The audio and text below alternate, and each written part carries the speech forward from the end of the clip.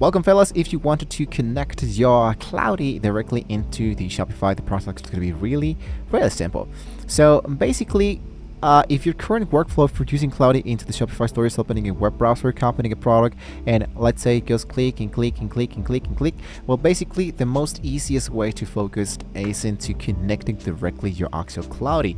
So the track number one you can focus is into the no code method, which is the copy and the paste. So starting with a known technical merchant first, you want your cloud to run your daily store operations, right?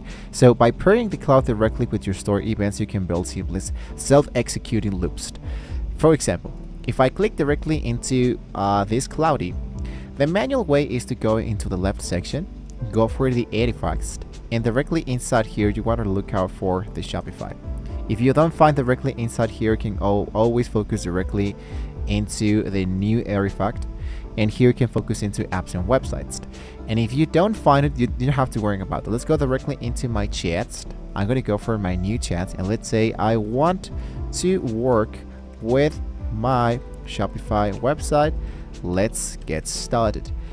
With this easy prompt, it will be asking you to make the actual quick connection between your Shopify and your actual connector.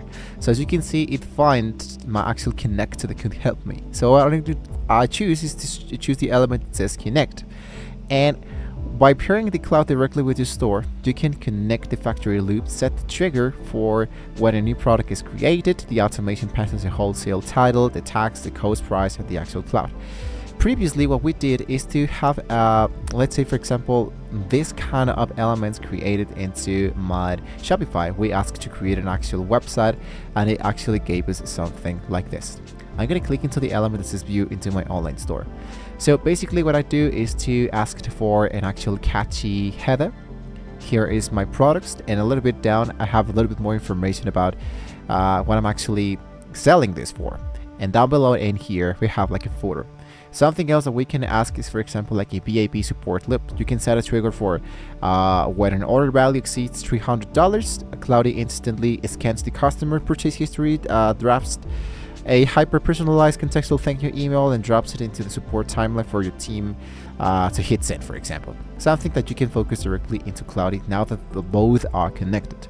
Now, the developer method, which is the cloud code and the Shopify MCP, I must tell you that the cloud code it's only available if you have the actual upgrade, so this might not be available for all the people directly inside here. But if you're a developer, designer, or an agency owner, this is where things get truly mind-blowing, because if you focus into the pro version, the pro version can be helping you to create nodes, and the Shopify install globally installs the cloud code.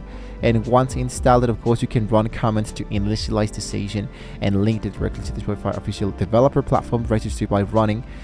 And because now it has a live access to the Shopify real-time GraphQL, it can be helping you with administrator schemas, theme documentation, liquid validation tools. It acts like a proactive engineer, and it doesn't get out of date code parameters. It pulls customer schemas directory from Shopify, ensuring 100% architectural accuracy. Something that we actually did into previous tutorials when we talked a little bit more about how to edit the code of the Shopify, click directly inside there. Now the actual cloud, thus that actually worked for you, right? So watch how fast this operates in real time. Watch, instead of coding manually for an hour, you can just do a prompt straight into the cloud code terminal REPL. Of course, if you have the free version, you can ask, for example, for some changes. You copy the code directly inside here from cloud, and you paste it directly into your assets, right? But if you don't know absolutely anything about coding, you are more likely to have a little bit more trouble stuff. So you can just save a little bit of time. If you think about it, let's say, for example, that you hire somebody to make this process for you, you might be wasting a lot of your money. But if you pay, for example, just a pro plan, which is, I think, less than $20 per month, you can be getting all of this information, and you can save a little bit more of your actual time and of course of your money.